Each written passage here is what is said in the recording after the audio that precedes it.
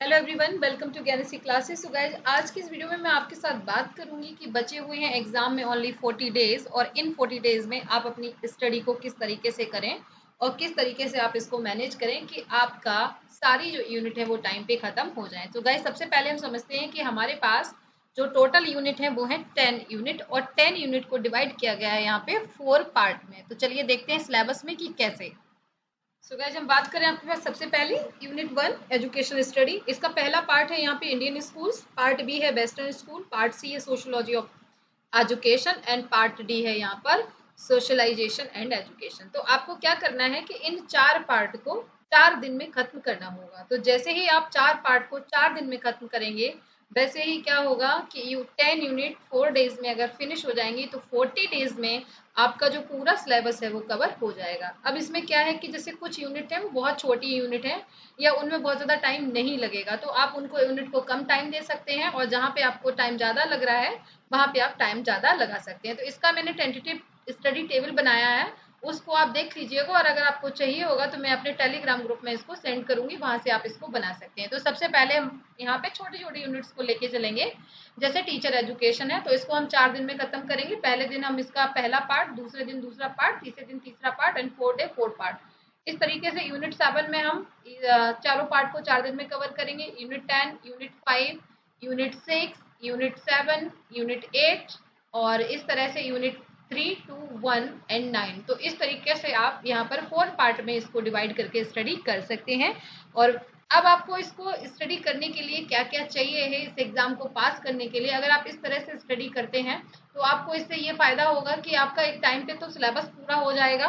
दूसरा, जो आपको लास्ट टाइम पे जो टेंशन होती है वो बिल्कुल भी नहीं होगी। तो इसके लिए आपको क्या चाहिए उस पर मैं बात करूंगी कि आपके पास क्या क्या सामान होना चाहिए, क्या क्या चीजें होने चाहिए, क्या टूल्स होने चाहिए। अगर एजुकेशन की स्टूडेंट की तरह बात करें तो आपको क्या टूल्स चाहिए इस चीज को कवर अप करने के लिए, तो देखिए। सो गाइस, सबसे पहले मैं बात करूंगी कि टूल्स चाहिए होते हैं हमें किसी भी चीज़ को करने के लिए। तो इसको पास करने के लिए जो टूल चाहिए, तो सबसे पहला जो टूल है हमारे पास वो है हमारा सिलेबस। और इसको देखिए कहाँ से आप डाउनलोड कर सकते हैं। यूजीसी नेट ऑनलाइन पे जाकर आप अपना सिलेबस यहाँ पे हिंदी या इंग्लिश किसी भी भाषा में डाउनलोड कर सकते हैं। जैसे मैंने ये एजुकेशन का डाउनलोड किया है, इसका प्रिंट आउट ले लीजिए, 2 से 3 प्रिंट आउट ले लीजिएगा, ताकि जब आप इस पर खुद भी लिखते रहेंगे तो ये खराब हो जाएगा। तो इसे 2-3 प्रिंट आउट इस तरीके के आप जरूर ले लीजिएगा। तो पहला टूल जो मैंने आपसे बात की वो था सिलेबस। जरूर होना चाहिए आपके हाथ में, जिससे आपको पता चले कि आपने कितना टॉपिक कवर किया है, कितना नहीं किया है। इसके बाद गाइज आपके पास होने चाहिए उस यूनिट से रिलेटेड कम से कम 5 ईयर के बैक प्रीवियस ईयर के क्वेश्चंस। तो देखिए, मैंने इस तरह से हर यूनिट के यहाँ पर प्रीवियस ईयर क्वेश्चंस निकाले हुए हैं जो आपके हर उस यूनिट से रिलेटेड होंगे जो आपकी आने वाली है।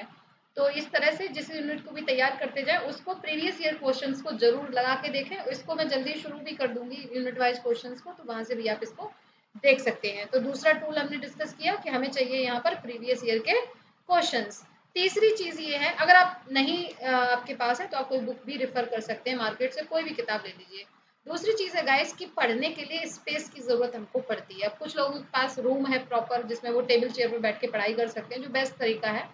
आपके पास नहीं है तो आप इस तरह से एक बेड टेबल ले लीजिएगा, जिस पर आप बैठकर पीछे आराम से बैठकर 2 से 3 घंटे की सिटिंग में स्टडी कर सकें। तो इन दोनों में से कोई एक चीज जरूर होनी चाहिए, क्योंकि जब तक आपकी बैकबोन सीधी नहीं रहती है तब तक आपका कंसंट्रेशन ज्यादा नहीं होता है।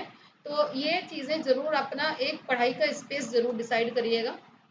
तीसरी चीज गाइज है कि यहाँ पर आपके पास एक नोटबुक होनी चाहिए और पेन होना चाहिए।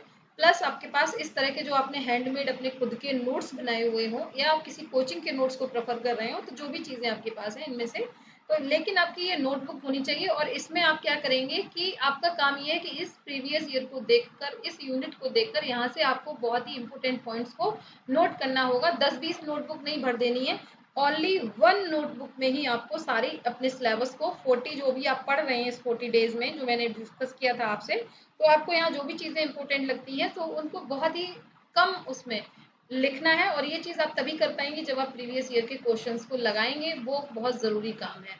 और इसके बाद अब हमारा सिलेबस हो गया, प्रीवियस ईयर के क्वेश्चन हो गए, स्पेस हो गया जहाँ पे हम बैठ के पढ़ाई करेंगे, नोट्स हो गए, और एक हमारी नोटबुक होगी जिसपे हम बैठकर यहाँ पर अपने नोट्स बनाएंगे। तीसरी चीज है गाइज, हाइलाइटर्स होने चाहिए जिससे आप चीजों को बार बार हाईलाइट कर सकें। कलर्स पेन ले लीजिए, कलर वाले ले लीजिए, हाइलाइटर्स ले लीजिएगा। अगर आपके पास पेन नहीं है तो आप हाइलाइटर ले लो, एक पॉइंट को लिखा, उसे अलग अलग कलर से हाईलाइट कर दिया। जैसे मैं क्या करती हूँ कि सपोज कोई प्रीवियस ईयर बार बार आ रहा है तो उसको मैं येलो से या पिंक से कर दूंगी। अगर कोई प्रीवियस ईयर है वो ज्यादा इंपॉर्टेंट नहीं है तो उसको ब्लू से कर दूंगी। तो इस तरीके से आप कैटेगरीज वाइज भी इसको बना सकते हैं। इसके बाद गाइस बहुत जरूरी चीज है कि इस तरह का आप एक अच्छी सी स्माइल के साथ बड़ा बड़ा लिखा होना चाहिए, yes I can do it, मैं इसको डेफिनेटली करूंगी, जेआरएफ मेरा है और मैं इसको लेके रहूंगी, नेट में 100% पास करूंगा। तो इस तरह का कोई भी आपका जो फेवरेट स्लोगन है उसको अपने सामने जरूर लिखिएगा। तो इस तरीके से जब गाइज आप स्टडी करेंगे तो यकीन मानिए कि इस 40 डेज में भी आप सिलेबस को कवर करेंगे। और इस तरह से एक चेकलिस्ट भी बना लीजिएगा कि जिसमें आप लिखेंगे कि इसमें क्या करिए कि ये जो टॉपिक है इसको हटा दीजिए, और आपने कवर कर लिया तो यस का टिक करिए, नहीं कवर किया तो नो का टिक करिए। यानी कि इस तरीके से आप इस चेक लिस्ट को भी इसी में टिक कर दीजिए कि जो जो चीजें आपकी कवर हो गई हैं और जो जो चीजें आपकी रह गई हैं। इस तरह से अगर आप स्टडी करते हैं तो आई एम श्योर कि आपकी जो स्टडी है वो टाइम पे ना कि कंप्लीट हो जाएगी, बल्कि आप बहुत अच्छे से भी इसको कर सकेंगे।